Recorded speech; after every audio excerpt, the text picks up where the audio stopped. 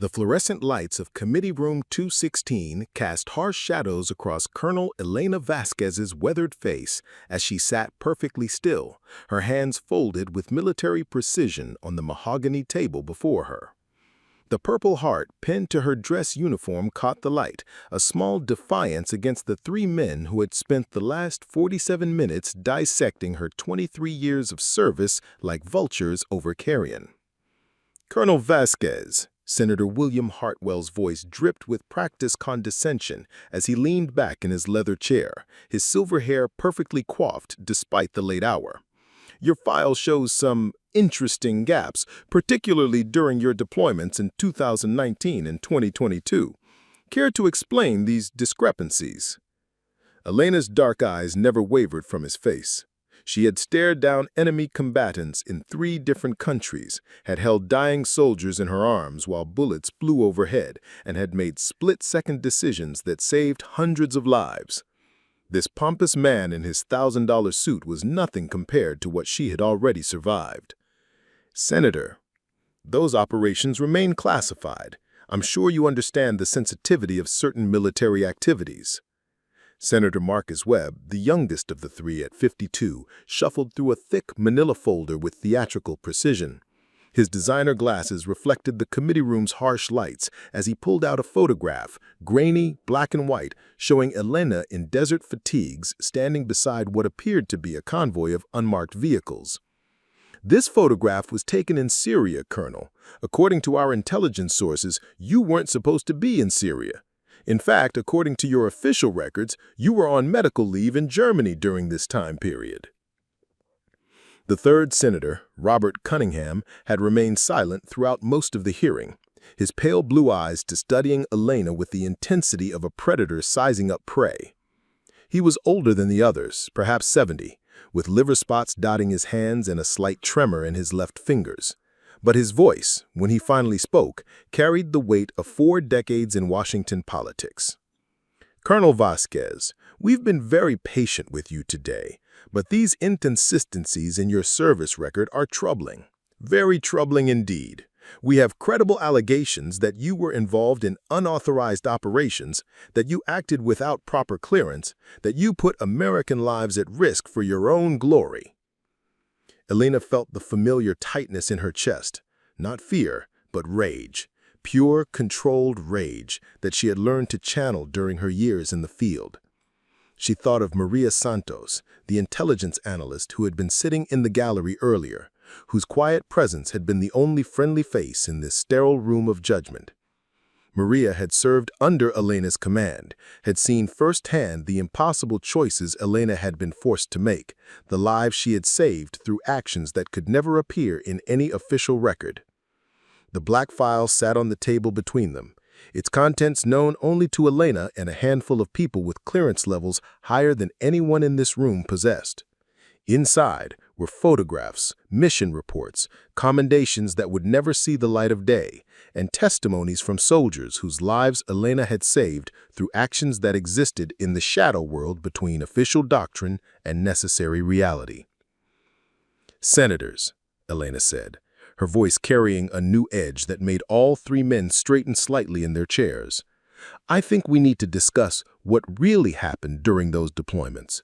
But first, I need to know, how far are you willing to go to destroy the career of someone who has served this country with honor and distinction?" Senator Hartwell's face flushed red.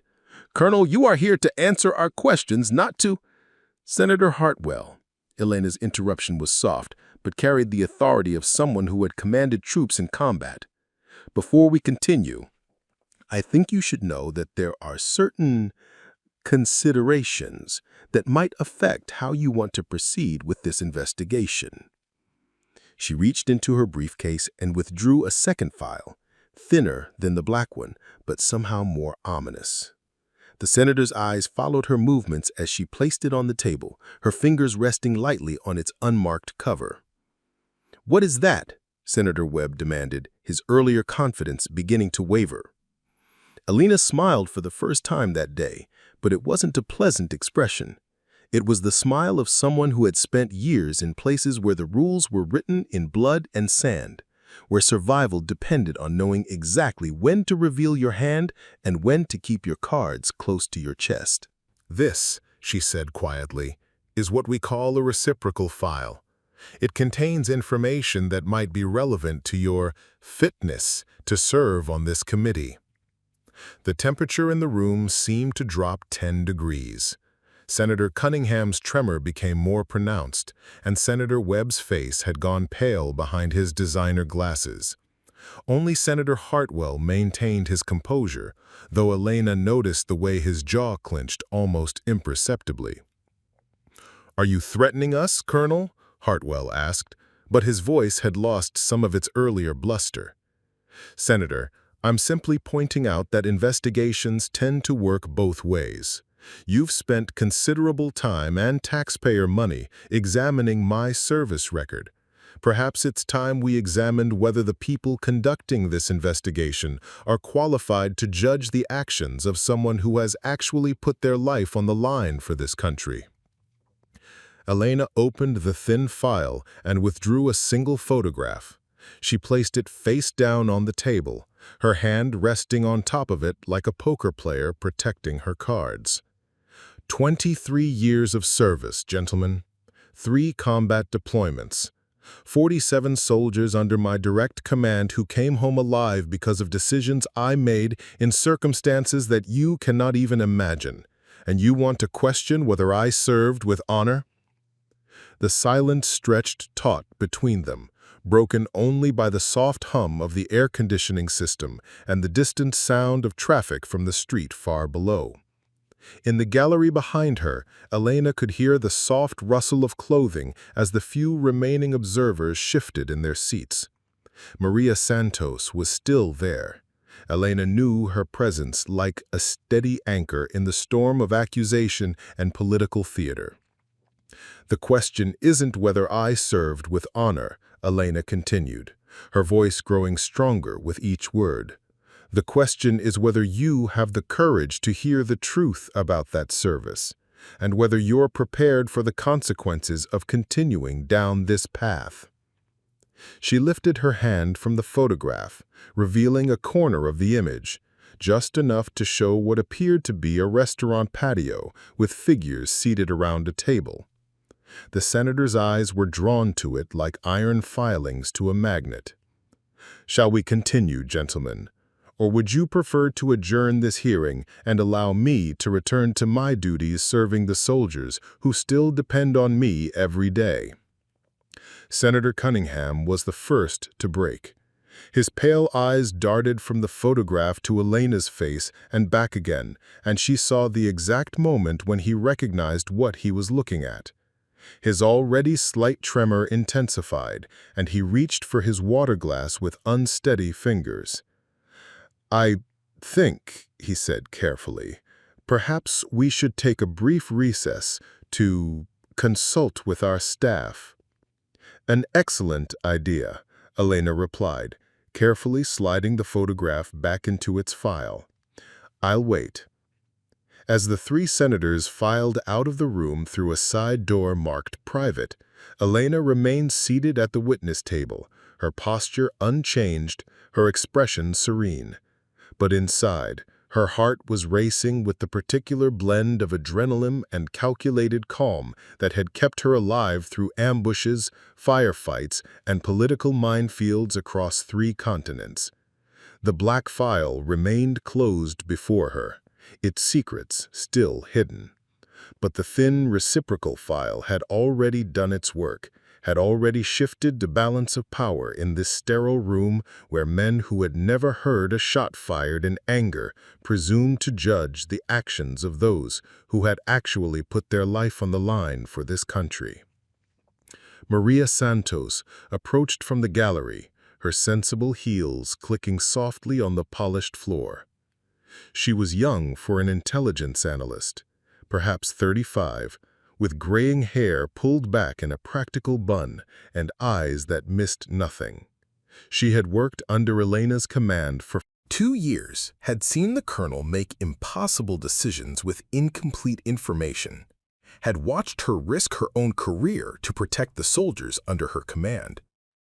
"Colonel," Maria said quietly, settling into the chair beside Elena that had been reserved for legal counsel. Counsel that Elena had refused, insisting she could handle these politicians on her own. "Are you sure about this approach?" Elena turned to look at her former subordinate, seeing in Maria's worried expression the concern of someone who understood the true cost of the choices they had all made in those shadow operations that existed between the lines of official policy. "Maria, they came here today expecting to destroy my career based on incomplete information and political calculation. They didn't expect me to fight back. They certainly didn't expect me to have information of my own. But if you reveal what's in that file, if I reveal what's in that file, it won't just end their investigation, it will end their careers. The question is whether they're smart enough to recognize that before they force my hand."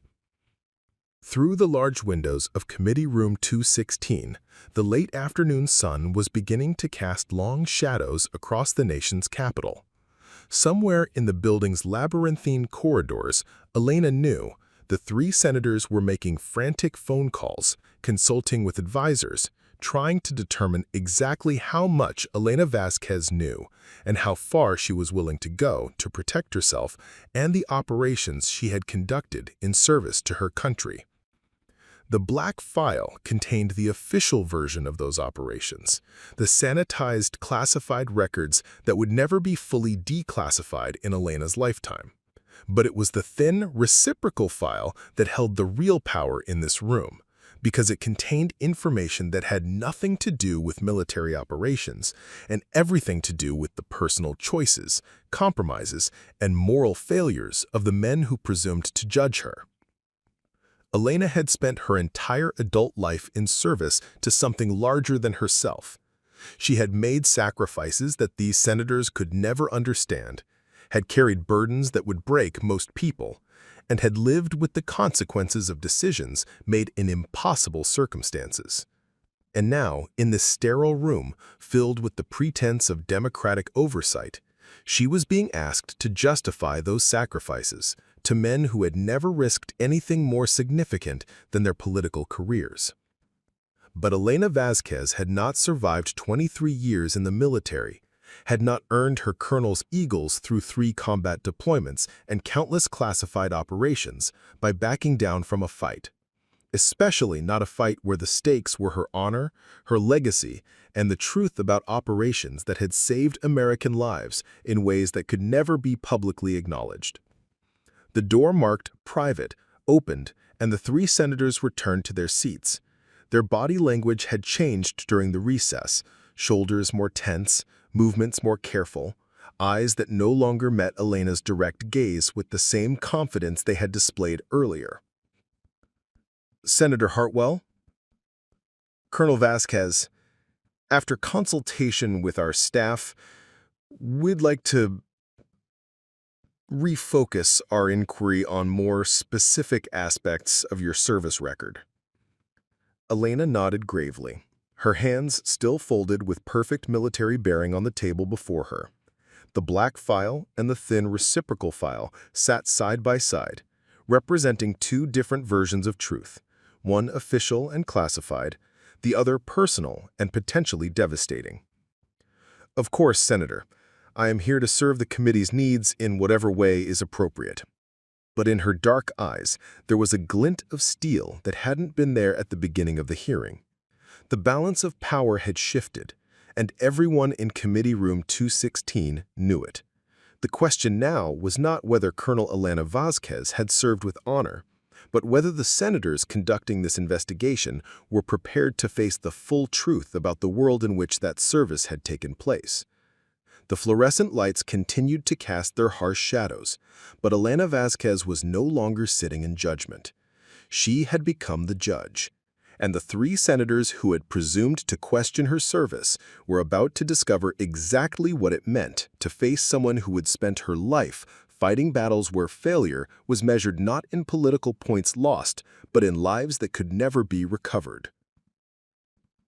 Colonel Elena Vasquez had learned to live with contradictions long before she ever set foot in Committee Room 216.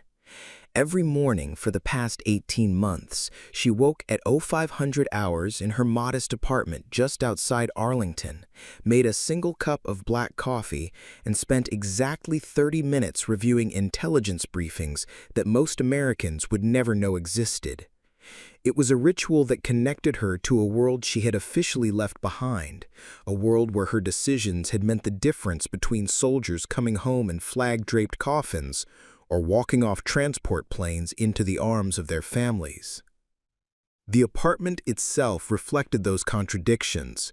Military precision in the way every item had its designated place, from the perfectly aligned books on international relations and tactical warfare to the single-framed photograph of her parents on the mantelpiece. But scattered throughout were softer touches that spoke to a woman who had learned to find beauty in the midst of chaos.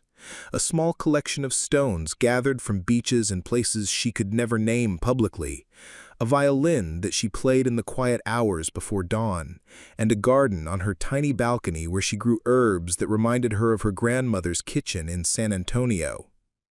Elena's grandmother, Elena Vasquez, had died 3 years ago, but her influence still shaped every aspect of Elena's daily life. It was Esperanza who had taught Elena that strength didn't mean hardening your heart against the world's pain, but rather developing the courage to feel that pain fully and still choose to act with compassion. It was a lesson that had served Elena well in places where compassion was often viewed as weakness, where the ability to make hard choices quickly was valued more than the wisdom to understand their long-term consequences. The knock on her apartment door came at exactly 06:30, as it had every Tuesday morning for the past 6 months. Elena opened it to find Mrs. Chen from the apartment next door, holding her 4-year-old grandson, Tommy's hand. Mrs. Chen worked double shifts at a nearby hospital and needed someone to watch Tommy until his daycare opened at 8. "Good morning, Colonel," Mrs. Chen said in her soft, accented English. "I hope we're not in too much trouble." "Never trouble, Mrs. Chen. Tommy and I are old friends now." Elena knelt down to Tommy's eye level, noting the way his small face lit up when he saw her. Children, she had learned, were remarkably good judges of character. They could sense authenticity in ways that adults had trained themselves to ignore. "Miss Elena!" Tommy launched himself into her arms with the fearless enthusiasm of someone who had never known war, never witnessed the casual cruelty that humans could inflict on one another. "Can we build the fort again?" "Of course we can, but first, breakfast." As Mrs. Chen hurried off to catch her bus, Elena settled Tommy at her small kitchen table and began preparing what had become their traditional Tuesday morning meal: scrambled eggs with cheese, toast cut into soldier shapes, and orange juice in the mug decorated with cartoon dinosaurs that Elena had purchased specifically for these visits. "Miss Elena," Tommy said around a mouthful of eggs, "my teacher says soldiers fight bad guys. Are you going to fight bad guys today?" Elena paused in her coffee preparation, struck by the innocent complexity of the question. How could she explain to a 4-year-old that sometimes the line between good guys and bad guys wasn't clear? That sometimes the people who were supposed to be on the same side attacked each other with more venom than they reserved for their official enemies? "Sometimes, Tommy, the most important fighting happens in places where people wear suits instead of uniforms. And sometimes the bravest thing you can do is tell the truth even when other people don't want to hear it." Tommy considered this with the serious concentration that children brought to ideas they didn't quite understand but somehow recognized as important. "Are you going to tell the truth today?" "I'm going to try, buddy. I'm going to try." After dropping Tommy at daycare, Elena drove through the familiar streets of Arlington, past the endless rows of white headstones at Arlington National Cemetery, past the memorials to conflicts that most Americans had already forgotten. She thought about the soldiers buried in that sacred ground, about the ones who had died under her command, about the families who would never again sit around kitchen tables asking their loved ones about their day. Her destination was a small office building that housed the liaison office where she now worked, coordinating between active military units and various government agencies. It was important work, but it felt constrained after years of operating in environments where success was measured by lives saved rather than forms processed correctly. Her assistant, Captain Rebecca Morris, was already at her desk when Elena arrived, despite the early hour. Rebecca was young, perhaps 28, with the eager competence of someone who still believed that military service was a straightforward matter of following orders and serving one's country. Elena envied her that certainty, even as she worked to protect it. "Colonel, you have 3 meetings this morning," Rebecca said, handing Elena a carefully organized folder. "The briefing with the State Department at 9, the budget review at 10:30, and," she hesitated, "the call from Senator Hartwell's office at 11:15. Elena felt her stomach tighten. The hearing was still 2 days away, but the political machinery was already grinding into motion, already seeking to define the narrative before she had a chance to tell her own story. What did Senator Hartwell's office want? They said they wanted to discuss some preliminary matters before the hearing. They were very insistent that you take the call personally." Elena studied Rebecca's face, seeing in her expression the same protective concern that Maria Santos had shown yesterday. These younger officers looked up to Elena, saw in her a model of what military leadership could be when it was guided by principle rather than personal ambition. The thought of disappointing them, of having her reputation destroyed by politicians who had never understood the true cost of the decisions she had made, was almost more painful than the prospect of ending her own career. "Schedule the call, Rebecca, and make sure someone is recording it." "Colonel, is that legal?" "Yes. Necessary? Absolutely." Elena spent the morning moving through her official duties with the mechanical precision that had become second nature during her military career. But her mind kept drifting to the black file, to the operations it documented, to the soldiers whose lives had depended on her ability to make choices that existed in the gray areas between official policy and battlefield reality. The State Department briefing was routine, updates on security situations in regions where Elena's expertise was still valued, even if her direct involvement was now limited to providing analysis and recommendations rather than leading operations. The budget review was tedious, a reminder of how much of modern military leadership involved managing spreadsheets rather than leading troops.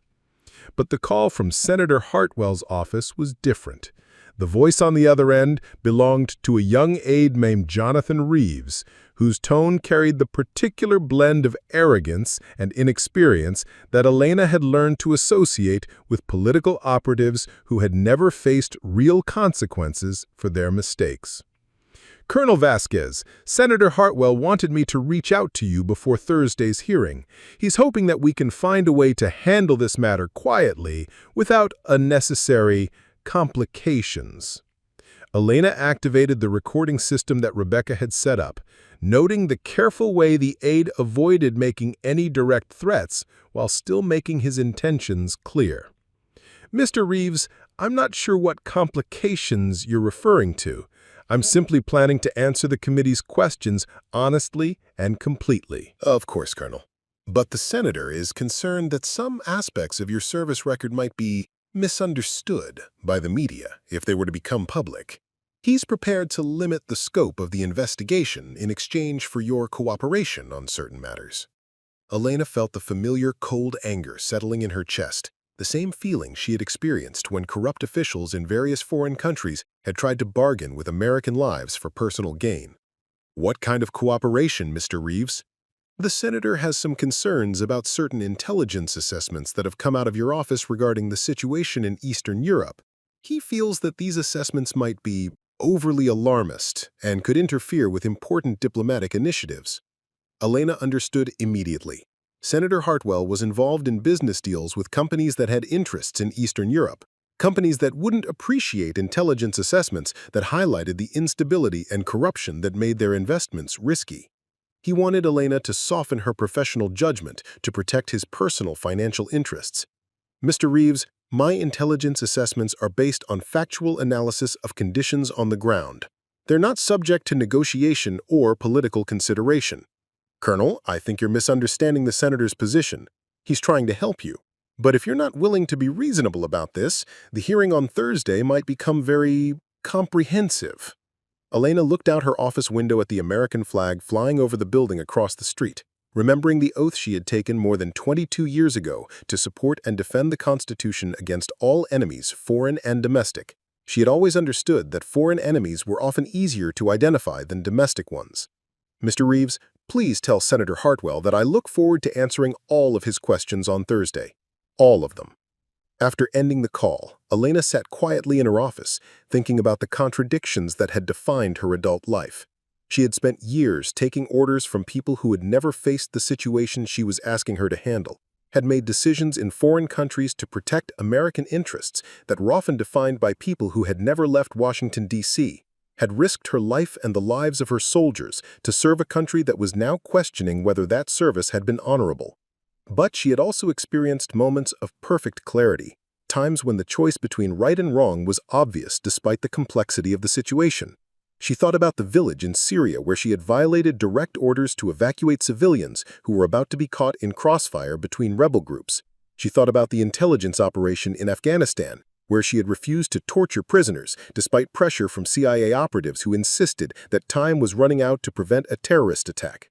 She thought about the convoy ambush in Iraq, where she had risked court-martial to call in air support that hadn't been authorized by commanders who were more concerned about political optics than soldier safety.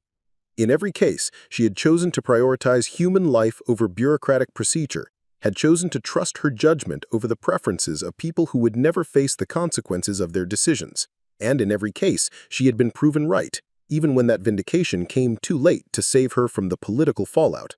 Captain Morris knocked on Elena's office door, interrupting her thoughts.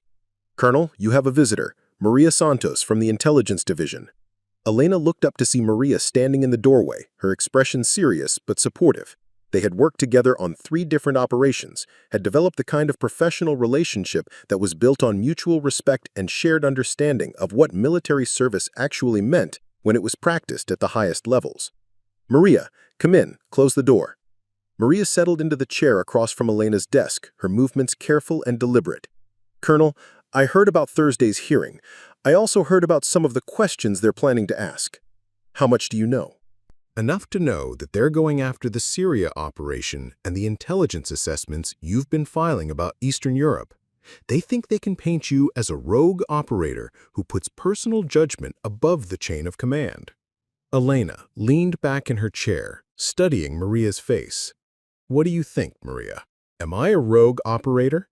Maria was quiet for a long moment, considering the question with the same analytical precision she brought to intelligence assessment. Colonel, I think you're someone who understands that following orders isn't the same thing as serving your country. I think you're someone who has the courage to make hard choices when the people giving the orders don't have access to complete information. And I think you're someone who has always put the welfare of soldiers and civilians ahead of your own career advancement. Elena felt something tight in her chest loosen slightly. That's a very diplomatic way of saying, yes, I'm a rogue operator. Colonel, in 3 years of working with you, I never saw you make a decision that wasn't ultimately vindicated by events.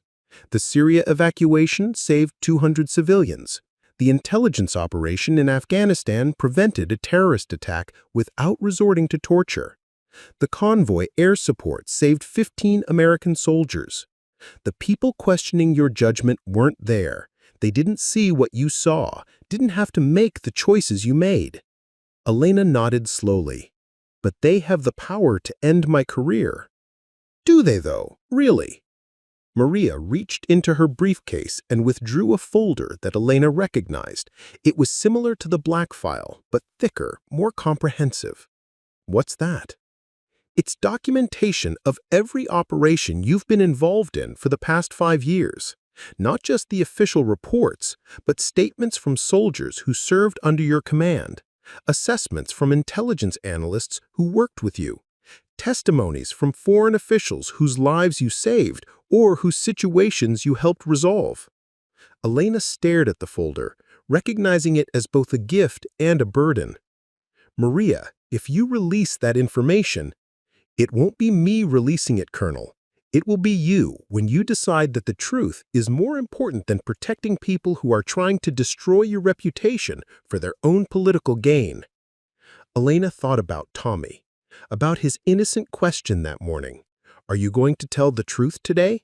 She thought about her grandmother, Esperanza, about the lesson that strength meant feeling pain fully and still choosing compassion. She thought about the soldiers buried in Arlington National Cemetery, about the ones who were still alive because she had made hard choices in impossible circumstances. Maria, if I use this information, it won't just end their investigation. It will start a much bigger conversation about how we conduct military operations, about the gap between official policy and battlefield reality, about the cost of political oversight that's more concerned with appearance than effectiveness. Maybe that's a conversation this country needs to have, Colonel. Elena looked out her office window again, watching the American flag move in the afternoon breeze. Somewhere in the building, Captain Morris was processing routine paperwork, believing that military service was a straightforward matter of duty and honor. Somewhere in Arlington, Mrs. Chen was working double shifts to support her family, trusting that the country her grandson would inherit was being protected by people who understood the true meaning of sacrifice. And somewhere in the halls of Congress, 3 senators were preparing to question whether Colonel Elena Vasquez had served her country with honor, not because they cared about military effectiveness or soldier welfare, but because her integrity interfered with their personal interests. Elena Vasquez had spent 23 years learning to live with contradictions, but this was the deepest contradiction yet. Serving a country that seemed increasingly unwilling to support the people who served it with genuine dedication. But as she sat in her office holding Maria's folder of testimonies and vindications, Elena realized that the contradiction wasn't hers to resolve. Her job was simply to tell the truth, as completely and courageously as possible, and let others decide what to do with that truth. Thursday's hearing was no longer just about defending her service record. It was about defending the principle that military leadership should be based on competence and integrity rather than political calculation. That the people who make life and death decisions in complex situations deserve support rather than second-guessing from those who have never faced similar challenges. Elena Vasquez had never walked away from a fight that mattered, and she wasn't going to start now. The morning of the hearing dawned gray and cold, with the kind of drizzling rain that made Washington, D.C. feel more like a city under siege than the capital of the free world. Elena arrived at the Hart Senate office building at 800 hours, 2 hours before the scheduled start of the hearing, because she wanted time to walk through the corridors where so many battles over American foreign policy had been fought with words instead of weapons. Captain Rebecca Morris accompanied her, carrying a briefcase that now contained not just Elena's official service records, but also Maria's comprehensive folder of testimonies and the thin reciprocal file that Elena hoped she wouldn't need to use. Rebecca's nervousness was palpable. She kept checking her watch, adjusting her uniform, glancing at Elena with the worried expression of someone who sensed that this hearing would be more than a routine examination of service records. "Colonel," Rebecca said as they stood outside Committee Room 216, "are you sure you don't want legal representation? Senator Hartwell's office called again this morning. They're bringing their own counsel." Elena studied the brass nameplate beside the committee room door, thinking about all the decisions that had been made in this building, some wise, some foolish, some that had cost American lives in foreign countries that most Americans couldn't find on a map. Elena Vasquez had never walked away from a fight that mattered, and she wasn't going to start now. The committee room was already filling when Elena took her seat at the witness table. She recognized several faces in the gallery: military colleagues, intelligence analysts, a few reporters who specialized in defense issues. Maria Santos was there in the third row, her presence a steady anchor in what Elena suspected would soon become a storm of accusation and misdirection. But there was also faces Elena didn't recognize. People whose expensive suits and careful expressions suggested they represented interests that went far beyond military accountability. These were the people who benefited from the kind of foreign policy that prioritized business relationships over human rights, who saw military operations as extensions of commercial interests rather than expressions of national values.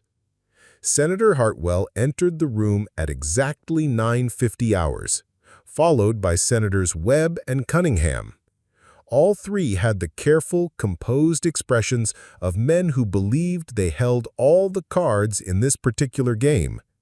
Elena noticed that each senator was accompanied by at least 2 staff members, including attorneys who were already arranging files and documents with theatrical precision. This hearing of the Senate Armed Services Committee will come to order, Senator Hartwell announced, his voice carrying easily through the packed room.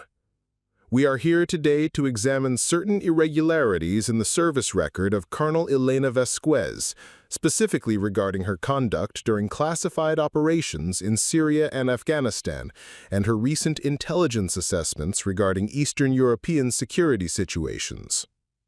Elena listened to the formal opening statement, noting the careful language that was designed to suggest misconduct without making specific accusations that could later be disproven. This was political theater at its finest, the appearance of accountability without the substance of genuine oversight. Colonel Vasquez, Senator Webb began, consulting his prepared notes. Let's start with the operation in Syria in 2019. According to your file, you were supposed to be leading a reconnaissance mission to assess rebel group activities. Instead, you initiated an unauthorized evacuation of civilian populations. Can you explain why you violated direct orders from your commanding officer? Elena had prepared for this question, but she still felt anger rising in her chest as she thought about the 200 men, women, and children who would have died if she had followed those orders precisely. Senator Webb, the intelligence situation on the ground was significantly different from what had been briefed to commanding officers in Germany. Rebel groups were using civilian areas as cover for weapons storage, which meant that the planned airstrikes would have resulted in massive civilian casualties. I made the decision to evacuate civilians before calling in air support. Without authorization from your chain of command? Senator, in combat situations, field commanders must sometimes make decisions based on information that isn't available to rear echelon personnel. The authorization process would have taken 6 hours. The civilians had less than 2. Senator Cunningham leaned forward, his pale eyes fixed on Elena with predatory intensity. Colonel, are you saying that your judgment is superior than that of your commanding officers? Elena felt the familiar cold clarity that had served her in dozens of dangerous situations. Senator, I'm saying that the people closest to a situation are often best positioned to assess its immediate requirements. My commanding officer was in Germany, working with intelligence that was 18 hours old. I was on the ground, looking at the situation in real time. And the result of your initiative was that you compromised an ongoing intelligence operation, potentially exposing American assets to enemy retaliation? Elena reached into her briefcase and withdrew a photograph, one of many that Maria had included in her comprehensive file. It showed a group of children playing in a refugee camp, their faces bright with the uncomplicated joy of people who had been given a second chance at life. Senator, the result of my initiative was that 200 civilians lived to see their families again. The intelligence operation you're referring to gathered information about weapons caches that were destroyed in the airstrikes that followed the evacuation. No American assets were compromised, and the mission objectives were achieved with 0 civilian casualties. Senator Hartwell shuffled through his papers, clearly frustrated that Elena's response didn't fit the narrative he had prepared. Colonel, let's move on to more recent concerns. Your intelligence assessments regarding Eastern Europe have been pessimistic in ways that don't align with current diplomatic initiatives. Some in the State Department feel that your reports are unnecessarily alarmist. Elena felt something click into place, the same feeling she had experienced in ambush situations when the enemy's true position finally became clear. This wasn't about Syria or Afghanistan or her service record. This was about intelligence assessments that interfered with business deals, about military honesty conflicting with political convenience.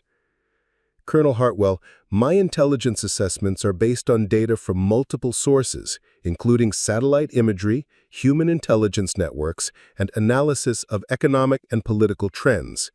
If the State Department finds them pessimistic, perhaps that reflects the reality of the situation rather than flaws in the analysis. Or perhaps it reflects your tendency to exceed your authority, to substitute your judgment for that of people who have access to information you don't possess. Elena reached into her briefcase again, this time withdrawing the black file. The senator's eyes followed her movements, and she saw Senator Cunningham's slight tremor intensify. Senator Hartwell, I think it's time we discussed exactly what information I do and don't possess. She opened the black file and withdrew a document marked with classification stamps that made several people in the gallery lean forward with interest. This is an assessment of Russian military activities in Eastern Europe, dated 6 months ago. It predicts increased aggression against NATO allies, specifically targeting countries with significant natural gas reserves. Elena placed the document on the table where the senators could see it, noting how their expressions changed as they recognized some of the information contained in the report. 3 weeks after I filed this assessment, Russian forces began massing on the border with Latvia. 2 weeks after that, there were unexplained explosions at natural gas facilities in Estonia. 1 week ago, cyber attacks began targeting the electrical grid in Lithuania. Senator Webb's face had gone pale. Colonel, how is that information relevant to questions about your service record? Elena smiled, the same expression she had worn 2 days ago in this same room when she had first revealed the existence of the reciprocal file. Senator Webb, it's relevant because it demonstrates that my intelligence assessments are not pessimistic, they're accurate. The question is why the State Department and members of this committee have been so eager to ignore intelligence that conflicts with your preferred version of reality. She withdrew another document from the black file, this one showing financial transactions between American companies and Russian energy firms. This document shows that certain American business interests have significant investments in Eastern European energy infrastructure, investments that would be threatened if policymakers took my intelligence assessment seriously.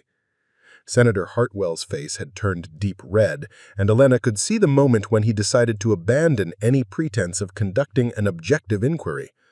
Colonel Vasquez, you are here to answer questions about your service record, not to make unfounded accusations against— Unfounded, Elena interrupted, her voice carrying the authority of someone who had commanded troops under fire.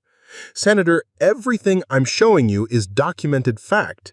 The question is whether you want to continue this charade or whether you're ready to discuss what this hearing is really about. She reached into her briefcase one more time and withdrew the thin reciprocal file. The room seemed to hold its breath as she placed it on the table next to the black file. Senators, you've spent considerable time questioning my integrity and my service to this country. Perhaps it's time we examined your service to this country. Elena opened the reciprocal file and withdrew the photograph she had partially revealed 2 days earlier. This time she placed it face up on the table where everyone could see it clearly. It showed the 3 senators seated around a restaurant table with 2 men in expensive suits. Men whom Elena knew to be representatives of companies with significant business interests in Eastern Europe. Companies that had invested over $2 billion in natural gas infrastructure in Latvia, Estonia, and Lithuania. The silence in the committee room was absolute. Elena could hear the soft whir of cameras from the press gallery, the almost imperceptible scratch of reporters' pens on paper. In the 3rd row, Maria Santos sat perfectly still, her face showing no expression, but Elena could see the slight nod of approval that indicated Maria had expected this moment. Senator Cunningham's tremor had become pronounced enough that his water glass was actually shaking in his hand. "Colonel, what exactly are you implying?" "Senator Cunningham, I'm not implying anything. I'm stating facts. You dined with representatives of companies that have significant financial interests in maintaining the status quo in Eastern Europe. 3 weeks later, you began an investigation designed to discredit the intelligence analyst who was warning that the status quo was unsustainable. The timing is interesting, don't you think?" Elena withdrew another photograph from the reciprocal file, this one showing Senator Webb at what appeared to be a private golf club shaking hands with a man Elena recognized as the CEO of Baltic Resources International. "Senator Webb, this photograph was taken 4 days after my second assessment warned of increased Russian cyber warfare capabilities. The gentleman you're greeting is Marcus Holloway, CEO of Baltic Resources. His company's stock price is directly affected by perceptions of security in the Baltic states." Senator Webb started to speak, but Elena continued, her voice growing stronger as she revealed each piece of evidence. "And Senator Hartwell, your relationship with these companies is even more direct." She placed a 3rd photograph on the table, showing Senator Hartwell at a ribbon-cutting ceremony for a new office building. "This is the opening of Meridian Energy's new headquarters in Richmond, Virginia. You gave the keynote address, praising their commitment to American energy independence through strategic international partnerships." Elena paused, letting the implications sink in before delivering her final piece of evidence. "What you didn't mention in your speech, Senator, is that your wife serves on Meridian Energy's board of directors and that your family trust fund has invested over $3 million in Baltic Resources International." The explosion of noise from the gallery was immediate, reporters calling out questions, cameras clicking, the rustle of people turning to their neighbors with whispered comments. Senator Hartwell pounded his gavel repeatedly, calling for order, but his voice had lost all its earlier authority. "This hearing is adjourned," Hartwell shouted over the chaos. "We will reconvene when—" "Senator," Elena's voice cut through the noise like a blade through silk. "This hearing will reconvene when you're ready to discuss the real reason you're questioning my service record. Until then, I'll be available to answer questions from any journalists who are interested in the complete story." Elena stood, carefully placing the photographs back in the reciprocal file while leaving the black file open on the table. The contrast was deliberate, classified information that demonstrated her competence and integrity versus public information that exposed the senator's conflicts of interest. As she turned to leave the witness table, Elena felt a hand on her shoulder. She looked back to see Maria Santos, who had somehow made her way through the crowd of reporters and committee staff. "Colonel, that was either the bravest thing I've ever seen or the most professionally suicidal." Elena looked back at the 3 senators who were huddled with their attorneys in what appeared to be an increasingly desperate conversation. Senator Cunningham's tremor had become so pronounced that he could barely hold his papers. Senator Webb was frantically making phone calls. Senator Hartwell was staring at the photographs Elena had left on the table with the expression of a man who had just realized that his carefully planned ambush had turned into his own execution. "Maria, I spent 23 years serving a country that I believed stood for something more than the personal enrichment of its leaders. If that belief was naive, then maybe it's time I found out. As Elena walked through the corridors of the Hart Senate office building, she could hear the chaos erupting behind her in Committee Room 216. But she could also hear something else. The sound of her own footsteps echoing off marble floors, steady and confident, carrying her toward whatever consequences awaited someone who had chosen truth over political convenience. Captain Rebecca Morris caught up with her at the elevator, her face flushed with excitement and concern. "Colonel, what happens now?" Elena thought about Tommy, about his innocent question that morning. "Are you going to tell the truth today?" She thought about her grandmother Esperanza, about the lesson that courage meant feeling fear and choosing to act anyway. She thought about the soldiers she had commanded, about the civilians she had saved, about the intelligence assessments that had warned of dangers that politicians preferred to ignore. Now, Rebecca, we find out whether this country still has room for people who put duty before personal profit. The elevator doors opened and Elena stepped inside, knowing that when they opened again, she would be entering a different world, one where her career might be over, but where her integrity remained intact.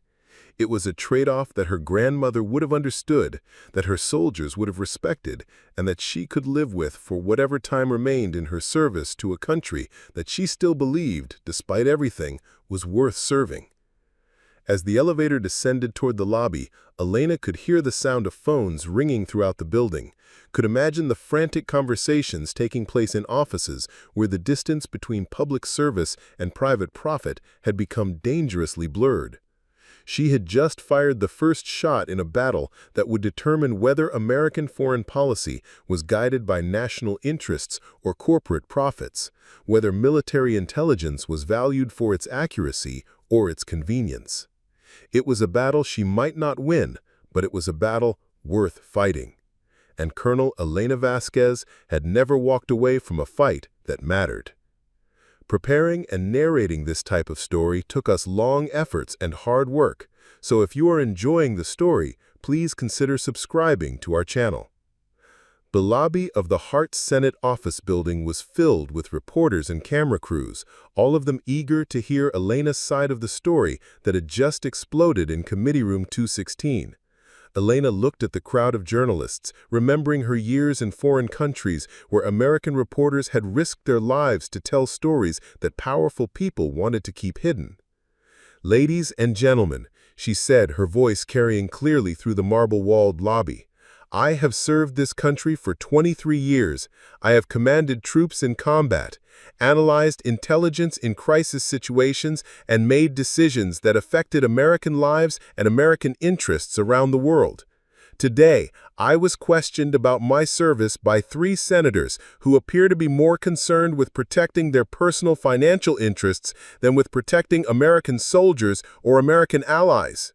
She paused, looking directly into the television cameras that were broadcasting her words to millions of Americans who had never heard of Committee Room 216, but who deserved to know how their government actually functioned.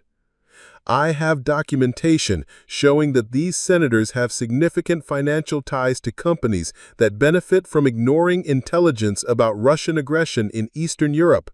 I have evidence that they initiated this investigation not because of concerns about military accountability, but because my intelligence assessments threatened their personal profits."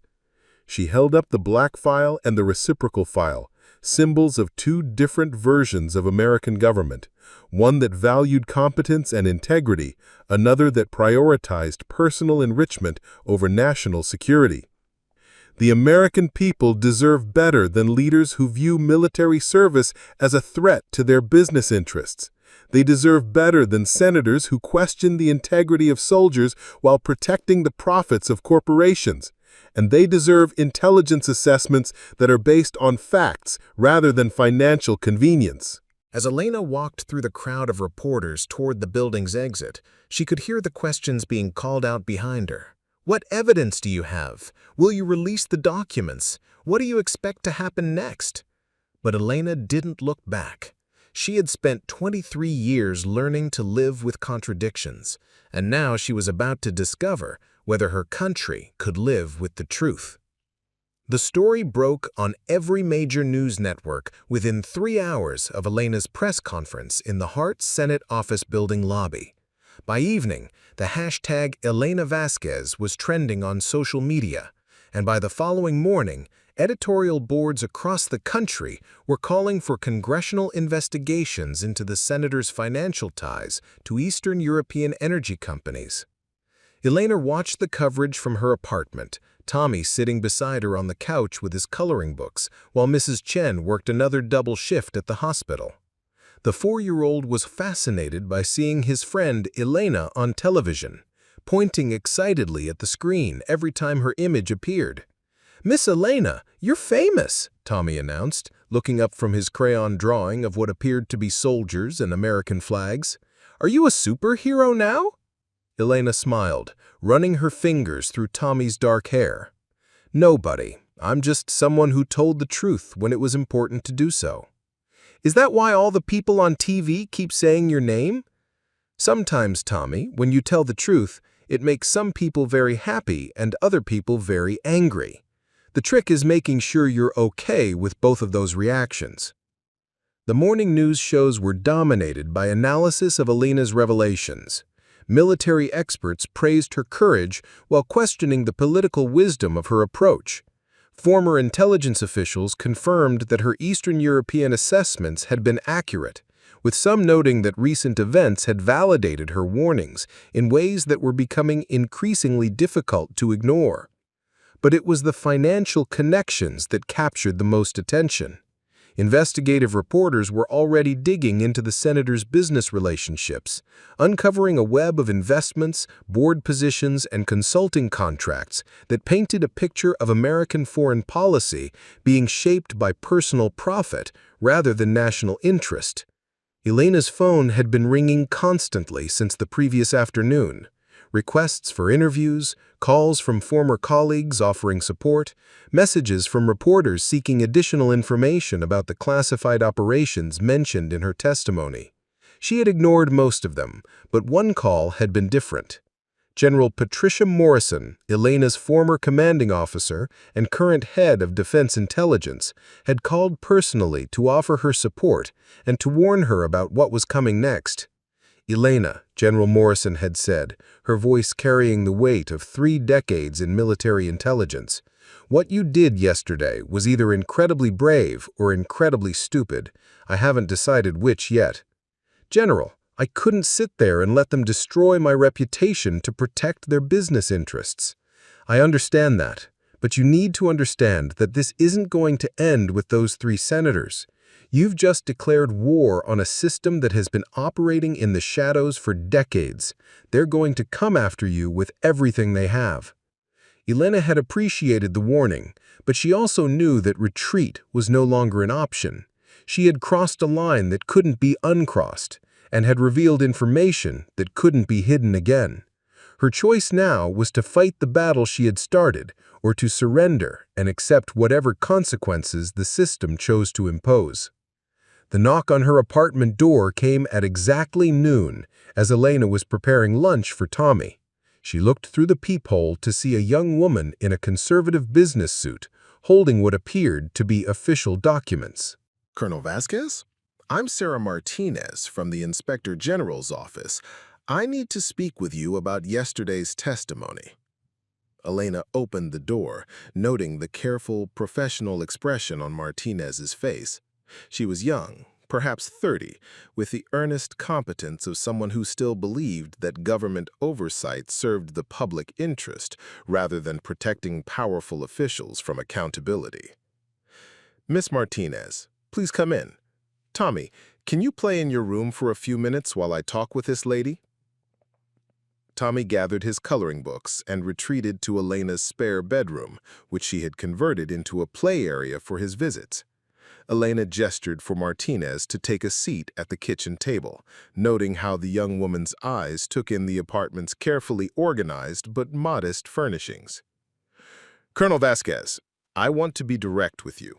The Inspector General has received a formal complaint alleging that you violated security protocols by discussing classified operations in a public hearing and that you made false accusations against sitting senators.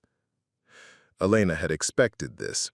The system had its own immune response to challenges, its own way of protecting itself from people who threatened the comfortable arrangements that allowed public officials to profit from their positions. Ms. Martinez, everything I discussed in that hearing was either already in the public record or had been declassified for the purposes of the investigation. As for false accusations, I presented photographic evidence and documented financial relationships. The senators are free to challenge the accuracy of that evidence. Martinez consulted her notes, clearly uncomfortable with her assignment. Colonel, the complaint alleges that you had access to classified financial intelligence about the senators' business relationships and that you used that information to threaten and intimidate them. Elena felt the familiar cold anger settling in her chest. Miss Martinez, the photographs I showed yesterday were taken by private citizens in public places. The financial information is available in public records filed with the Securities and Exchange Commission. I used Google, not classified intelligence networks. But the timing of your access to this information, combined with your intelligence background, suggests that I know how to research public records and that I understand the importance of verifying information before making serious accusations. Both of those are skills that should be valued in government service, don't you think? Martinez was quiet for a moment, studying Elena's face with the analytical precision of someone trained to detect deception. Colonel, off the record, do you have additional information about the senator's business relationships?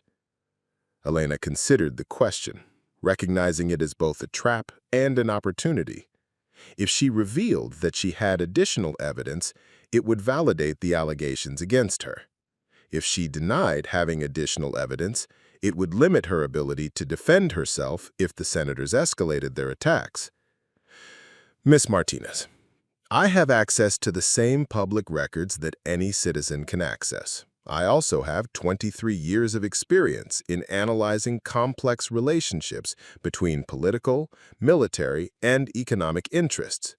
If that combination of resources and experience has allowed me to identify patterns that others have missed, then perhaps that's a commentary on the thoroughness of previous oversight rather than on the appropriateness of my research methods.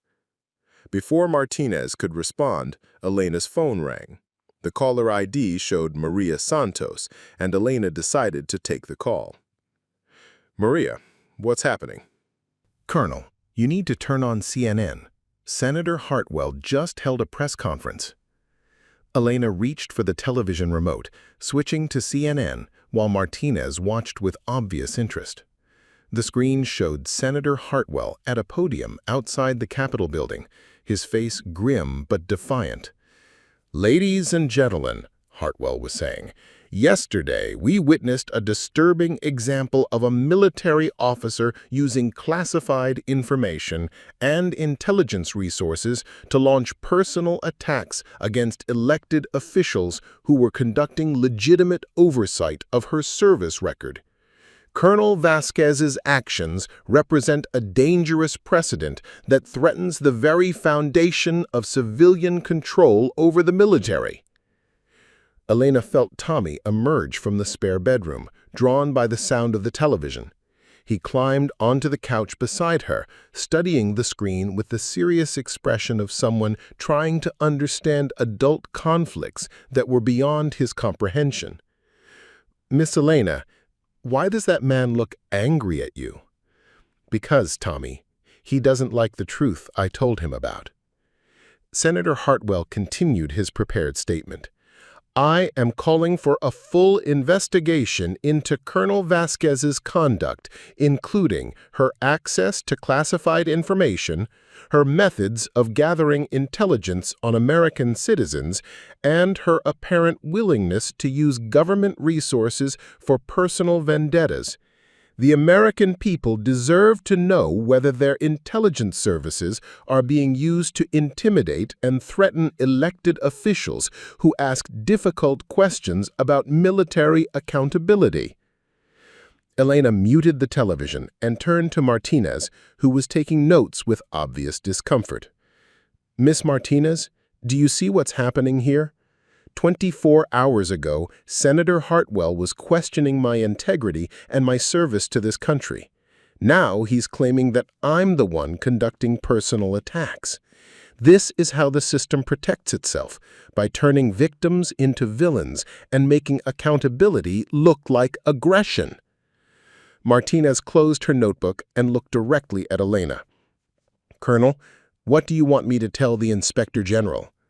Elena thought about Tommy's coloring book drawing of soldiers and American flags, about Mrs. Chen working double shifts to support her family, about the soldiers buried in Arlington National Cemetery who had died serving a country they believed stood for something more than the personal enrichment of its leaders. "Tell the Inspector General that I stand behind every statement I made in that hearing.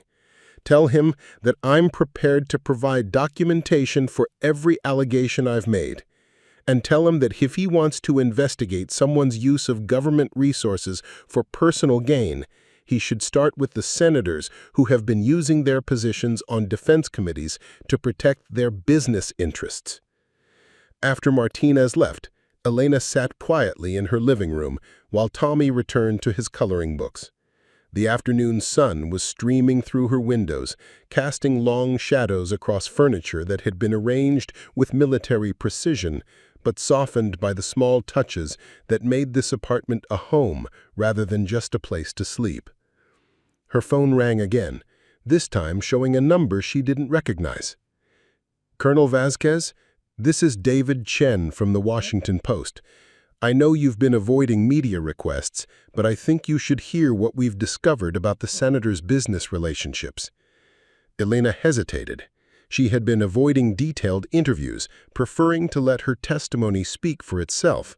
But the system's counterattack was already underway, and she might need allies in the media to ensure that the truth wasn't buried under an avalanche of procedural objections and personal attacks. "Mr. Chen, what have you discovered?" "Colonel, the financial connections you revealed yesterday are just the beginning. We've been investigating Meridian Energy and Baltic Resources for 6 months, following money trails that lead back to Russian energy companies. It appears that some of the American investments in Eastern European infrastructure were actually conduits for Russian capital trying to influence American energy policy." Elena felt the pieces clicking into place, the same sensation she had experienced yesterday when the true nature of the senator's investigation had become clear. "Mr. Chen, are you saying that American senators have been protecting Russian business interests?" "Colonel, I'm saying that the business relationships are more complex than they initially appeared. We'd like to meet with you to discuss what you know about Russian activities in Eastern Europe and how they might relate to the senator's financial interests." Elena looked at Tommy, who was carefully coloring inside the lines of his drawing, his small face serious with concentration. She thought about the choice between protecting her remaining privacy and ensuring that the full truth about these business relationships became public. "Mr. Chen, I'll meet with you, but I want to see your documentation first, and I want any interview to be on the record. The time for operating in the shadows is over." After ending the call, Elena sat in her quiet apartment, listening to the sound of Tommy's crayons on paper and the distant traffic from the street below. In a few hours, Mrs. Chen would return from her shift at the hospital, and Tommy would gather his coloring books and return to his normal 4-year-old world of daycare and playgrounds and the simple joy of drawing pictures. But Elena's world had changed permanently. She was no longer just a retired military officer trying to serve her country through intelligence analysis and coordination between government agencies. She had become something more dangerous to the existing system, a truth-teller with the knowledge, experience, and documentation to expose how American foreign policy was being shaped by personal profit rather than national interest. Her phone buzzed with a text message from Maria Santos. "Colonel, check your email. There's something you need to see." Elena opened her laptop and found an encrypted message from Maria containing a single document, a CIA intelligence assessment dated 3 months earlier. The document detailed Russian efforts to influence American energy policy through strategic investments in companies with ties to congressional defense committees. The assessment specifically mentioned Meridian Energy and Baltic Resources as companies that had received Russian capital through complex financial arrangements designed to obscure the true source of funding. It also noted that several members of Congress had financial relationships with these companies that could represent conflicts of interest in matters relating to Eastern European security. At the bottom of the assessment was a recommendation that these relationships be investigated by appropriate oversight bodies. The recommendation had been marked under review and dated 2 weeks before Elena's first intelligence assessment about Russian activities in Eastern Europe. Elena read the document twice, understanding that it represented both vindication and escalation. Her intelligence assessments hadn't been pessimistic. They had been consistent with CIA analysis that had been suppressed or ignored. The senators hadn't questioned her service because of concerns about military accountability. They had questioned her service because her analysis threatened to expose a network of financial relationships that connected American politicians to Russian intelligence operations. She forwarded the document to David Chen at the Washington Post, along with a brief message. "This should be part of your investigation. The corruption goes deeper than personal profit. It involves national security." As Elena closed her laptop, Tommy looked up from his coloring book with the bright expression of someone who had completed an important project. "Miss Elena, look, I drew you and the flag and all the people you saved." Elena looked at Tommy's drawing, seeing herself rendered in careful crayon strokes, surrounded by stick figures that represented the soldiers and civilians whose lives had been affected by her decisions over 2 decades of military service. The American flag flew above them all, drawn with meticulous attention to detail that children brought to symbols they recognized as important even when they didn't fully understand their meaning. It's beautiful, Tommy. Thank you. Miss Elena, are you sad about the angry man on TV? Elena considered the question, thinking about the choice between sadness and determination, between regret and resolution. No, Tommy, I'm not sad. I'm proud that I told the truth, even when it was difficult. Good, Tommy said, with the absolute certainty of someone who had never doubted that truth was always the right choice. Grandma Chen says lying is wrong, even when it's easier. Elena smiled, recognizing in Tommy's simple wisdom the same moral clarity that had guided her grandmother Esperanza, that had shaped her own decisions in combat zones and intelligence operations, that had led her to reveal the truth about 3 senators who had forgotten that public service meant serving the public rather than serving themselves. Outside her apartment window, the afternoon sun was beginning to set over Arlington, casting long shadows across the cemetery where so many soldiers lay buried after making their own choices about duty, honor, and the cost of serving something larger than themselves. Elena knew that her own choices would soon be judged by history, that the battle she had started would continue long after the immediate crisis passed. But as she sat in her quiet apartment, watching Tommy add final touches to his drawing of soldiers and flags and people saved by someone who had chosen courage over convenience, Elena felt the deep satisfaction that came from knowing she had acted with integrity in a situation where integrity was both difficult and necessary. The truth was out now, and truth had its own momentum, its own way of spreading through systems that preferred darkness to light. Whatever happened next, Elena Vasquez had served her country one more time in the most important way possible, by refusing to let corruption disguise itself as patriotism, and by proving that some people still believed that America was worth defending, even from Americans who had forgotten what America was supposed to stand for. 6 months after the hearing that ended 3 senatorial careers, Colonel Elena Vasquez stood in the Pentagon briefing room where she had once provided intelligence assessments to audiences who sometimes ignored her warnings because they conflicted with political convenience. But today was different. Today, she was addressing a room full of military officers, intelligence analysts, and civilian officials who had requested her expertise on Russian activities in Eastern Europe. Expertise that was no longer viewed as pessimistic or alarmist, but as prescient and essential.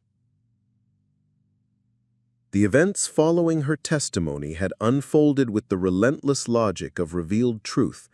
Within 2 weeks of David Chen's Washington Post investigation, federal prosecutors had opened inquiries into the financial relationships between the 3 senators and companies with ties to Russian energy interests. Within a month, Senator Hartwell had announced his resignation, citing health concerns that everyone understood were actually legal concerns. Senators Webb and Cunningham had followed within days, their careers ending not with dramatic battles, but with quiet surrenders to the inevitable consequences of their choices. But the most significant change hadn't been the fall of 3 corrupt politicians.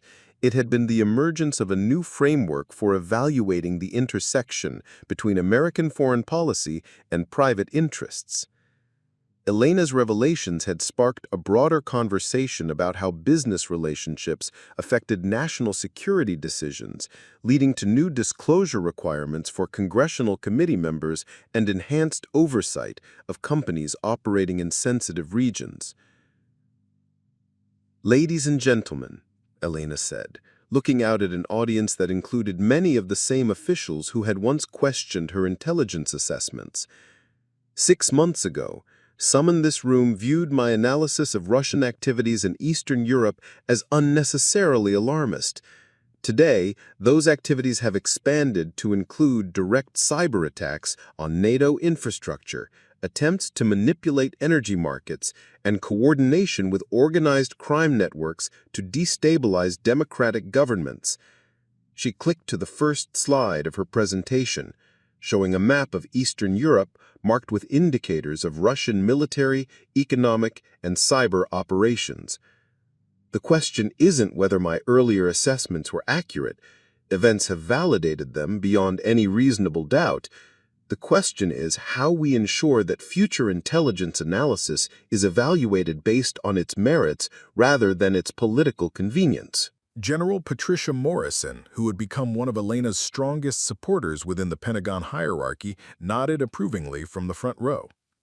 "Colonel Vasquez, what recommendations do you have for improving the integration between intelligence analysis and policy development?" Elena had spent months preparing for this question, understanding that her answer would shape how the military approached the delicate balance between objective analysis and political reality. "Generally, I believe we need to establish clear firewalls between intelligence assessment and policy implementation.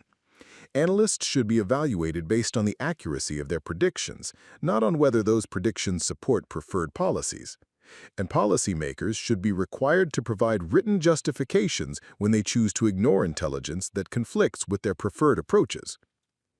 Captain Rebecca Morris, who had been promoted and transferred to Elena's new position at the Pentagon, raised her hand from the back of the room. "Colonel, how do we handle situations where intelligence accuracy conflicts with diplomatic or economic relationships?"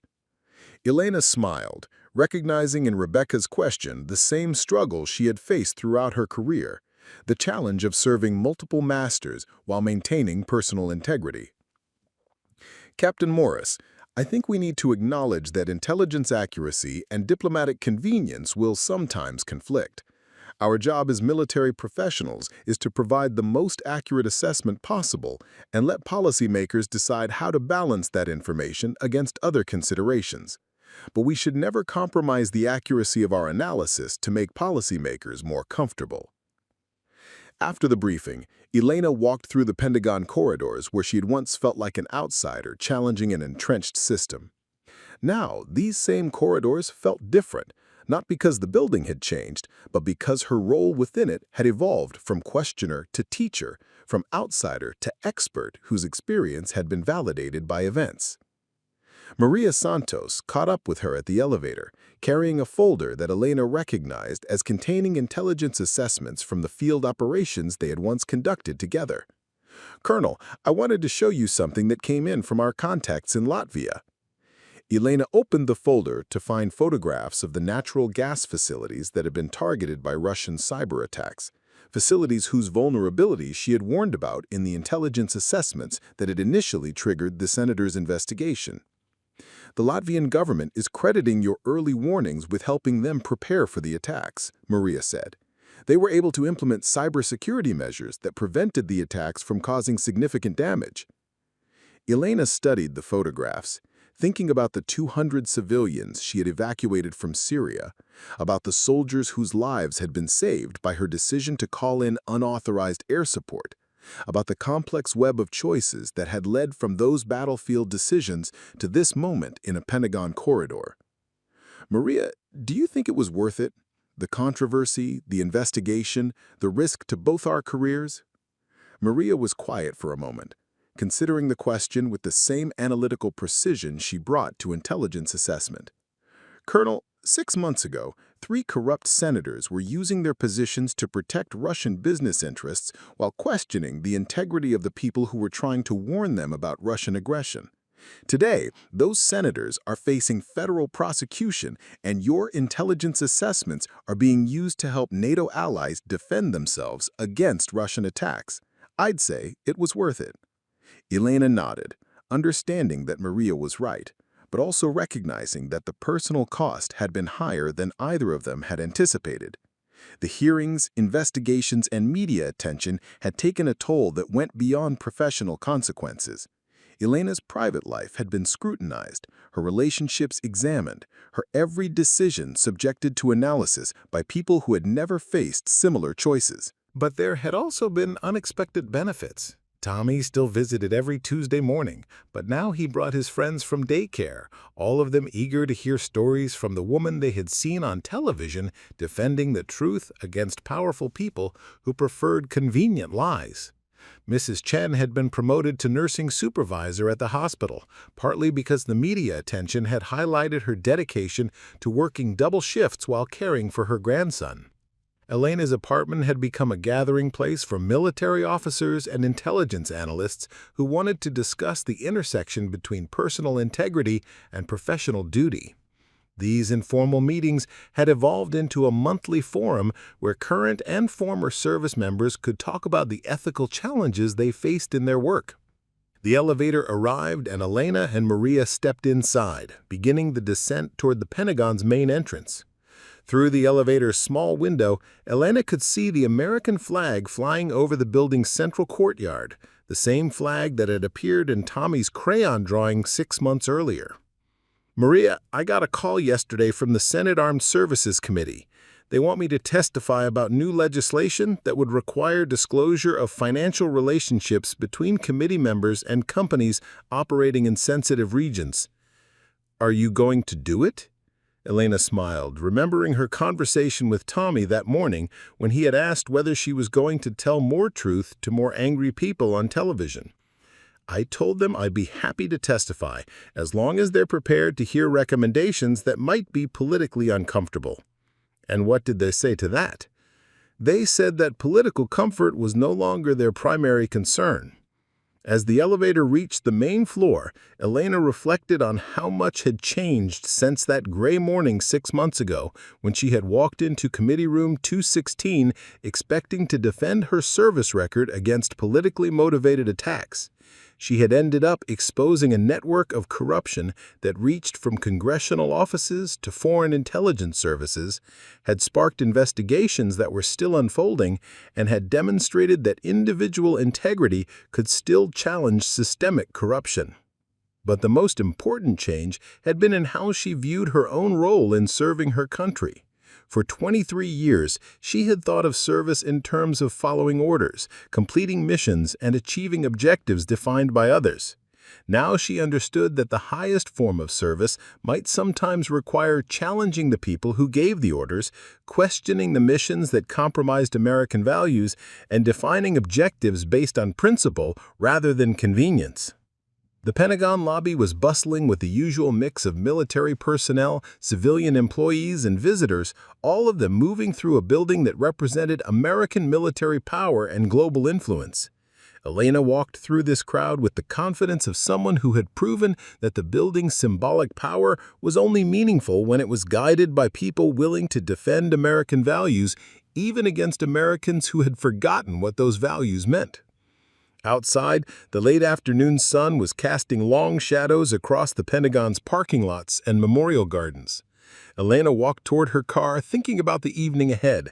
Dinner with Mrs. Chen and Tommy, followed by her weekly phone call with her former soldiers who were now scattered across military bases around the world.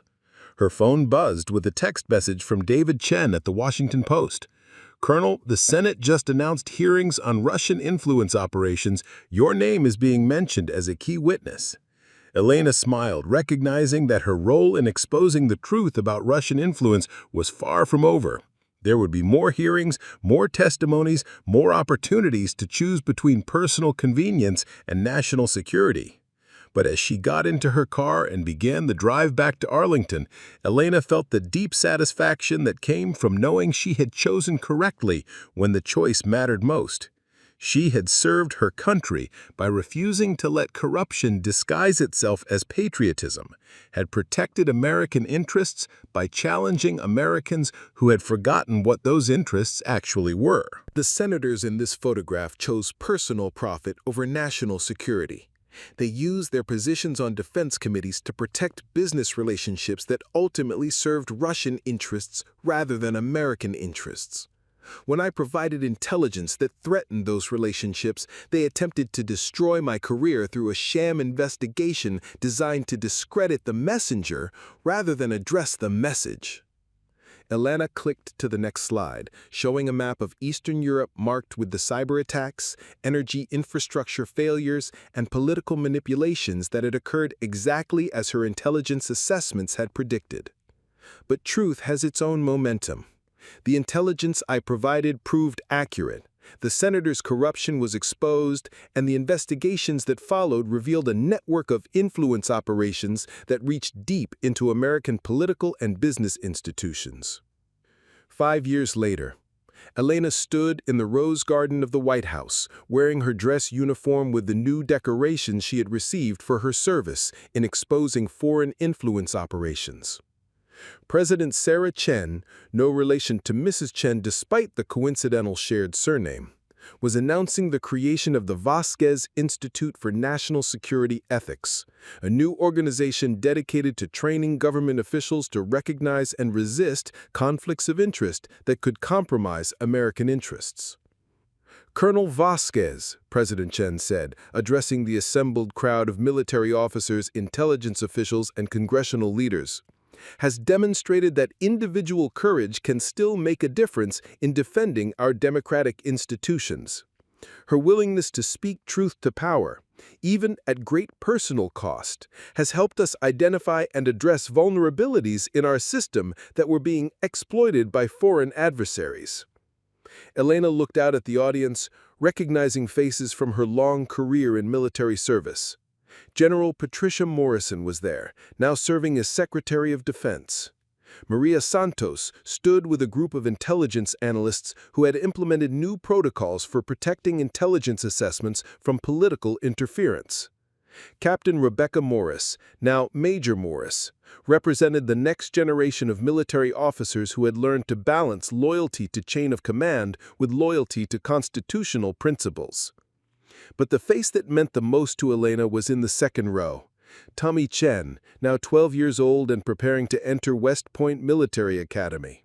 He had grown tall and serious, but his eyes still held the same clarity that had allowed him to recognize truth even as a 4-year-old child. Beside him sat Mrs. Chen, now retired from nursing but serving as a volunteer coordinator for the foundation that had grown out of Elena's informal gatherings in her Arlington apartment. The Vasquez Institute, President Chen continued, will ensure that future generations of public servants understand that their highest loyalty must be to the Constitution and to the American people, not to personal interests or political convenience. It will provide training, support, and protection for those who choose to speak truth to power, even when that choice is difficult and dangerous. Elena felt a familiar tightness in her chest. Not fear or anger this time, but the deep emotion that came from seeing a vision become reality, from knowing that her individual choice to confront corruption had grown into something larger and more lasting than any single career or controversy. 10 years later, Elena walked through Arlington National Cemetery on a quiet Tuesday morning, visiting the graves of soldiers who had served under her command and reflecting on the different forms that service could take over a lifetime. She was now 58 years old, her hair more gray than black, her face marked by years of difficult choices and their consequences. The cemetery was peaceful in the early morning light, with dew still clinging to the grass between the endless rows of white headstones. Elena carried a small bouquet of flowers, not for any particular grave, but for the collective memory of those who had chosen duty over convenience, principle over profit, service over self-interest. Her phone buzzed with a text message from Tommy Chen, now Lieutenant Chen of the U.S. Army, serving his first deployment in Eastern Europe as part of a NATO force that was implementing the intelligence assessments Elena had provided more than a decade earlier. Elena, the message read, standing at the border between Latvia and Russia, looking at energy infrastructure that's secure because of warnings you provided years ago. Thank you for teaching me that courage means telling the truth even when powerful people don't want to hear it. Elena smiled, remembering the 4-year-old boy who had asked whether she was going to tell the truth to angry people on television. Tommy had grown into exactly the kind of officer she had hoped to inspire. Someone who understood that military service meant protecting American values, not just American interests. Her phone rang, showing the number for the Vasquez Institute. The caller was Dr. Sarah Martinez, the former Inspector General investigator who had become the Institute's director after completing a doctorate in government ethics. Elena, I wanted to let you know that the Senate just passed the Foreign Influence Transparency Act. It requires real-time disclosure of any financial relationships between government officials and companies operating in sensitive regions. Elena felt the deep satisfaction that came from seeing systemic change emerge from individual courage. Sarah, that's exactly what we needed 10 years ago. Better late than never. Elena, none of this would have happened without your willingness to confront those senators. You've probably prevented more foreign influence operations than any single person in American history. After ending the call, Elena continued her walk through Arlington, thinking about the different battles she had fought over her career and the different forms that victory could take. She had won some battles through military tactics and superior firepower. She had won others through careful intelligence analysis and strategic planning. But the most important victory had been won through the simple act of telling the truth when it was difficult and dangerous to do so. 15 years later, Elena sat in her living room in Arlington, now retired from active duty, but still serving as senior advisor to the Vasquez Institute. At 63, she moved more slowly than she once had, but her mind remained sharp and her commitment to principle unchanged. Tommy Chen, now Colonel Chen, was visiting during his leave between assignments. He sat across from her, sharing stories from his recent deployment to Eastern Europe, where he had commanded a multinational force protecting the same energy infrastructure that Elena had warned about decades earlier. "Elena," Tommy said, "do you ever wonder what would have happened if you had not challenged those senators? If you had just accepted their investigation and let them destroy your reputation?" Elena considered the question, thinking about all the changes that had flowed from that single moment of decision in Committee Room 216. The congressional reforms, the institute, the new generation of military officers who had been trained to recognize and resist conflicts of interest, all of it traced back to her choice to fight rather than surrender. "Tommy, I think about that sometimes, but I also think about what would have happened if I had stayed silent. Those senators would have continued using their positions to protect Russian interests. The intelligence assessments that helped NATO prepare for Russian aggression would have been suppressed. The foreign influence operations we've identified and disrupted over the past 15 years would have continued unchecked." Tommy nodded, understanding that Elena's choice had been about more than personal vindication. It had been about the fundamental question of whether American institutions would be guided by American interests or foreign influences disguised as American business relationships. "Elena, what advice would you give to someone facing a similar choice today?" Elena looked out her window at the American flag flying over Arlington National Cemetery, thinking about all the soldiers buried there who had made their own choices about duty, sacrifice, and service to something larger than themselves. "Tommy, I would tell them that courage isn't the absence of fear. It's the choice to act on principle despite fear. I would tell them that individual integrity still matters in a world that often seems to value convenience over truth. And I would tell them that the hardest battles are often fought not against foreign enemies, but against the corruption that threatens American institutions from within." 20 years later. Elena Vasquez died peacefully in her sleep at the age of 71 in the same Arlington apartment where she had prepared for the hearing that changed her life, and ultimately changed how America approached the intersection between public service and private interests. The funeral was held at Arlington National Cemetery with honors befitting someone who had served her country in multiple wars and had continued serving long after her military retirement. The ceremony was attended by hundreds of current and former military officers, intelligence analysts, government officials, and students who had been influenced by Elena's teaching and example. Colonel Tommy Chen delivered the eulogy, speaking to an audience that included four-star generals, cabinet secretaries, Supreme Court justices, and the President of the United States. But he also spoke to the ordinary citizens who had lined the streets to honor someone who had proven that individual courage could still make a difference in defending democratic institutions.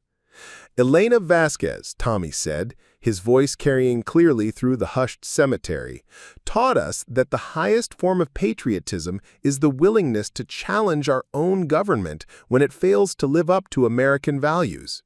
She showed us that true loyalty to a country means loyalty to principle, not loyalty to the people who happen to be in power at any given moment." He paused, looking out at the endless rows of white headstones that marked the final resting places of people who had made their own choices about service and sacrifice. "Elena once told me that courage means telling the truth even when powerful people don't want to hear it. Today, as we lay her to rest among the heroes of American military history, we can say with certainty that she lived by that principle until the very end of her remarkable life." The ceremony concluded with the presentation of Elena's flag to the Vasquez Institute, where it would serve as a permanent reminder that individual integrity could still triumph over systemic corruption, that truth could still prevail over convenient falsehood, and that American democracy remained strong enough to survive challenges from both foreign adversaries and domestic corruption. 25 years later. The Vasquez Institute had grown into one of America's most respected institutions for training government officials in ethical decision-making and conflict of interest recognition. Located in a building that overlooked Arlington National Cemetery, it served as both an educational center and a memorial to the principle that public service meant serving the public rather than serving oneself. Colonel Tommy Chen, now a four-star general and chairman of the Joint Chiefs of Staff, visited the institute every year on the anniversary of Elena's death. He would walk through the corridors lined with photographs and documents from her career, reflecting on the lessons she had taught him about courage, integrity, and the true meaning of service to country. In the institute's main conference room hung the photograph that had started it all: 3 senators dining with representatives of companies that served Russian rather than American interests.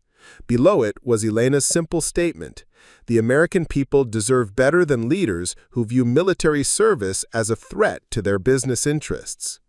The Institute's current director, Dr. Maria Santos, had continued Elena's work of training government officials to recognize and resist foreign influence operations. Under her leadership, the Institute had identified and disrupted dozens of attempts by foreign governments to compromise American officials through business relationships, personal favors, and other forms of corruption. Elena Vasquez, Dr. Santos often told the students who came to study at the Institute, saved American democracy, not through grand gestures or dramatic battles, but through the simple act of telling the truth when it was difficult and dangerous to do so. That's a lesson every person in public service needs to understand. The students who graduated from the Institute, military officers, intelligence analysts, diplomats, and civilian officials, carried Elena's legacy into every corner of the American government. They had learned to ask the hard questions about conflicts of interest, to prioritize national security over personal convenience, and to understand that the greatest threats to American democracy often came from within rather than from foreign enemies. As General Chen stood in the Institute's memorial garden, looking out at Arlington National Cemetery, where Elena lay buried among America's military heroes, he thought about the chain of consequences that had flowed from her single act of courage in Committee Room 216. The congressional reforms, the new disclosure requirements, the enhanced oversight of foreign influence operations, the training programs that had prepared a generation of officials to resist corruption, all of it traced back to Elena's choice to fight rather than surrender when confronted with power that had forgotten its purpose. But perhaps the most important legacy was something less tangible but more enduring: the understanding that individual integrity still mattered in a complex world, that one person's courage could still make a difference in defending the principles that made America worth defending. Elena Vasquez had spent her life serving her country in different ways: as a soldier who protected American lives in foreign wars, as an intelligence officer who provided accurate assessments of foreign threats, and finally, as a citizen who demonstrated that democracy's greatest strength lay not in its institutions, but in the individuals who chose to defend those institutions, even at great personal cost. In classrooms around the world, students studied the Vasquez Doctrine, the principle that public servants' highest loyalty must be to constitutional principles rather than to personal interests or political convenience. In military academies, cadets learned about the colonel who had chosen truth over career advancement, who had proven that individual courage could still triumph over systemic corruption. And in a small apartment in Arlington, the current tenant, a young Army officer preparing for her first deployment, kept a copy of Elena's original intelligence assessment about Russian activities in Eastern Europe, reading it as a reminder that accuracy mattered more than popularity, that truth was more valuable than approval, and that some battles were worth fighting regardless of the personal cost. Elena Vasquez had spent her life serving her country in different ways: as a soldier who protected American lives in foreign wars, as an intelligence officer who provided accurate assessments of foreign threats, And finally, as a citizen who demonstrated that democracy's greatest strength lay not in its institutions, but in the individuals who chose to defend those institutions, even at great personal cost. In classrooms around the world, students studied the Vasquez Doctrine, the principle that public servants' highest loyalty must be to constitutional principles rather than to personal interests or political convenience. In military academies, cadets learned about the colonel who had chosen truth over career advancement, who had proven that individual courage could still triumph over systemic corruption. And in the small apartment in Arlington, the current tenant, a young Army officer preparing for her first deployment, kept a copy of Elena's original intelligence assessment about Russian activities in Eastern Europe, reading it as a reminder that accuracy mattered more than popularity, that truth was more valuable than approval, and that some battles were worth fighting regardless of the personal cost. Elena Vasquez had died believing that American democracy was strong enough to survive challenges from both foreign adversaries and domestic corruption. 25 years later, that belief had been vindicated not through the grand gestures of history, but through the daily choices of thousands of public servants who had learned to put principle before profit, country before career, and truth before convenience. In the end, Elena's greatest victory wasn't exposing 3 corrupt senators or preventing foreign influence operations or reforming congressional oversight procedures. Her greatest victory was proving that in a democracy, individual integrity could still make a difference, that one person's courage could still inspire others to choose truth over falsehood, service over self-interest, and principle over profit. Elena Vasquez had kept faith with the oath she had taken more than 4 decades earlier to support and defend the Constitution against all enemies, foreign and domestic. She had served that oath not just as a soldier in foreign wars, but as a citizen who understood that democracy's survival depended on people who were willing to defend it even when the threats came from within. Her legacy lived on in every government official who chose transparency over secrecy, in every military officer who prioritized mission success over career advancement, in every citizen who demanded that their representatives serve the public interest rather than private interests. And in a small grave in Arlington National Cemetery, marked by a simple white headstone that bore her name, rank, and the dates of her service, Elena Vasquez rested among the heroes of American military history, having earned her place not just through her service in foreign wars, but through her final battle in defense of the principles that made all other battles worthwhile. The inscription on her headstone was simple: Colonel Elena Vasquez. She served with honor. She spoke with truth. She died with dignity.